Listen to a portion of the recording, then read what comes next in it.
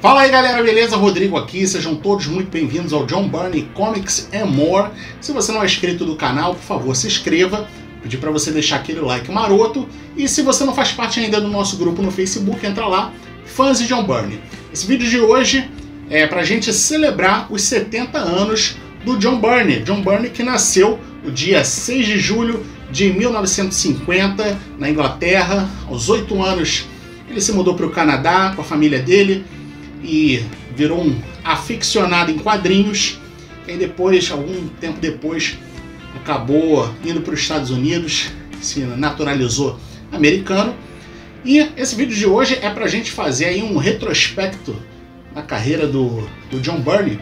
Provavelmente eu não vou citar todas as obras e também não vou ficar destrinchando cada uma não, vou apenas fazer uma passagem aqui nos grandes trabalhos do John Byrne, só como uma forma de homenagear os 70 anos do John Byrne. Bom, então vamos voltar lá em 1975, nos tempos de Charlton Comics, onde o John Byrne começou a se destacar, e foi graças aos trabalhos que ele fez na Charlton Comics que ele acabou chamando a atenção da Marvel. Lá ele fazia uma historinha chamada Rogue 2000 para a revista E-Man. Foram 2 publicações, histórias curtas, e inclusive esse personagem aí, o Rogue 2000, ele utiliza esse mascote até hoje no fórum dele, no Byrne Robotics. Ainda na Charlton Comics, John Byrne ficou responsável por algumas edições de Space 1999, Doomsday No.1 e também de Willy and the Chopper Bunch, que é aquele desenho que ficou famoso aqui no Brasil, conhecido como Carangos e Motocas. O John Byrne também fez historinhas curtas aí, inclusive esse material aí chegou a ser publicado aqui no Brasil no título Heróis da TV, mas o primeiro volume, né, onde saíam histórias aí da Hanna-Barbera. E aí em junho de 1975 veio um trabalho para Marvel em Giant Size Drácula número 5. Foram poucas páginas, ele teve que dividir o trabalho com outro artista, mas isso aí abriu as portas para ele em outros títulos da Marvel, começando pelo Punho de Ferro. Em outubro de 1975, o John Byrne fez a Marvel Premiere número 25, que trazia uma história com um Punho de Ferro, e aí, logo no mês seguinte, ele já estreou no número 1 do título próprio do Punho de Ferro, em parceria com Chris Claremont. E aí, essa edição aí de Punho de Ferro, né, esse título do Punho de Ferro, ele se estendeu até o número 15. Lembrando que as publicações não eram mensais, então ela foi de novembro de 1975 até setembro de 1977. Porém, se você pensa que nesse tempo todo aí o John Byrne ficou só no Punho de Ferro, você está muito enganado. Ele desenhou ainda várias edições de Marvel Team Up, de Campeões, desenhou inclusive a Marvel Preview número 11, que trazia uma história do Star-Lord, Senhor das Estrelas, que foi publicada aqui no Brasil também no título Heróis da TV, e fez algumas edições de Vingadores. Mas foi em dezembro de 1977 que, na minha opinião, veio um dos maiores trabalhos do John Byrne, que foi os X-Men. John Byrne foi chamado para substituir o David Cockrum, e aí ele fez a edição número 108, número 109, aí pulou para 111, e aí ele ficou até a edição número 143, fazendo a dobradinha mais uma vez com Claremont. Essa fase aí dos X-Men ela durou de dezembro de 1977 até março de 1981. Mas se você pensa que o John Byrne ficou só nos X-Men durante esse tempo, tá enganado mais uma vez. Em abril e junho de 1979 ele ainda encontrou tempo para fazer 2 histórias do Homem-Formiga do Scott Lang, que é uma criação dele, e também fez 9 edições de Capitão América junto com Roger Stern. Essas edições do Capitão América elas foram de julho de 1980 até março de 1981. E aí em julho de 1981 veio o que talvez seja o maior trabalho do John Byrne, que foi o Quarteto Fantástico. O John Byrne ele ficou 5 anos à frente do título do quarteto, e ele só perde para o Stan Lee e para o Jack Kirby. O John Byrne ficou até setembro de 1986, e ele ficou da edição 232 até a edição 295, sendo que na edição 295 ele foi apenas o roteirista. E aí vamos lembrar também que antes dessa fase aí do John Byrne, que foi da 232 a 295, ele já tinha feito a arte, porém ele não mexia nos roteiros. Durante o tempo que o John Byrne ficou no Quarteto Fantástico, ele fez outras coisas também. Em 1982, em parceria com Stan Lee, ele fez a arte da revista Surfista Prateado número 1.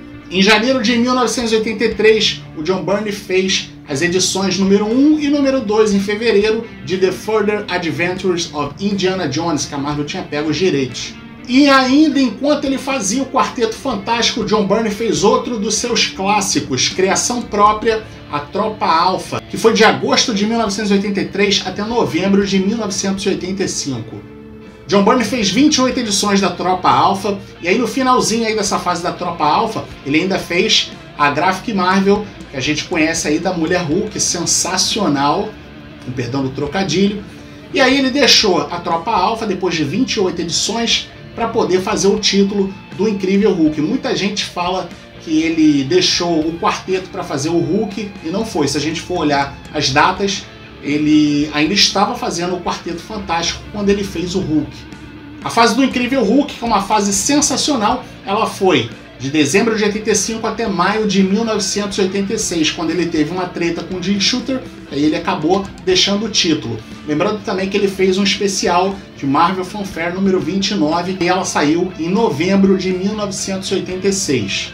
O John Byrne ele já vinha se desentendendo com o Jim Shooter, e aí ele recebeu um convite da DC Comics para reformular o Superman, e é claro, ele aceitou esse convite. O John Byrne fez a minissérie The Man of Steel, que foram 6 edições, e elas foram de outubro de 1986 até dezembro de 1986, saía quinzenalmente, e aí de janeiro de 1987 até outubro de 1988, o John Byrne ficou à frente dos títulos do Superman e também de Action Comics. Ele fez 22 edições do Superman e mais algumas aí de Action Comics. Em maio de 1988, o John Byrne retornou para a Marvel fazendo o Star Brand, aqui no Brasil conhecido como Stigma. Ele fez da edição número 11 até a edição número 19. Na sequência ele fez outra fase fantástica, que foram os Vingadores da Costa Oeste, e esse material foi publicado já aqui no Brasil, não na sua totalidade, mas grande parte foi publicado aqui no Brasil já.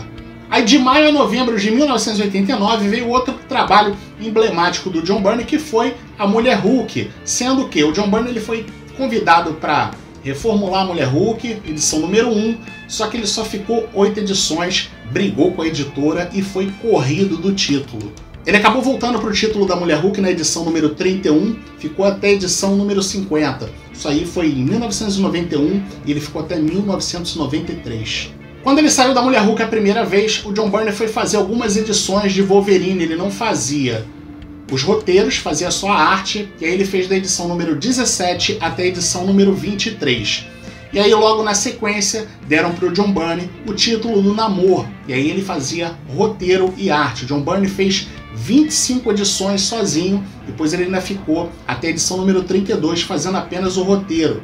Isso aí foi de abril de 1990 até 1992. Aí em 1991, pela editora Dark Horse, a gente teve a fase autoral do John Byrne com o Nextman, que aqui no Brasil só foram publicadas 10 edições da primeira série que saiu lá fora, que foram 30. Aí seguindo a ordem cronológica, a gente ainda teve a One Shot Critical Error, que saiu pela Dark Horse também em 1992. Depois a gente teve a minissérie Baby, que saiu em 1994, Danger Unlimited e também a One Shot Aliens Earth Angel. Depois em 1995 saiu a continuação de Baby com mais 2 números. Aí em setembro de 1995 o John Byrne volta para DC e fica à frente do título da Mulher Maravilha. Ele fez 36 edições e dessas 36 edições apenas 5 foram publicadas aqui no Brasil. Ele ficou à frente do título da Mulher Maravilha até agosto de 1998, porém nesse meio tempo ele fez mais coisa na DC. Em novembro de 1996 o John Byrne começou a fazer algumas edições de Novos Deuses, foram 4 edições, e aí logo na sequência, em 97, ele fez 20 edições do Quarto Mundo do Jack Kirby. Aí no final da década de 90, o John Byrne volta para Marvel e ele fica responsável por Spider-Man Chapter 1, uma minissérie em 12 edições, e depois ele fez as 18 edições de The Amazing Spider-Man Volume 2. Outro trabalho da DC que eu esqueci de mencionar, que foi no finalzinho da década de 90 também, foi Gerações, um trabalho muito importante que já foi publicado e republicado aqui no Brasil, sendo que Gerações são 3 partes, já fiz o vídeo aí, pode conferir aqui no canal, o trabalho do Batman de Superman sensacional. Aí em dezembro de 1999, o John Byrne começou a trabalhar em X-Men Hidden Years, e ele contou as histórias do que aconteceram com os X-Men entre as edições 63 e 97 do título original, porque nessa época foram só republicações lá nos Estados Unidos.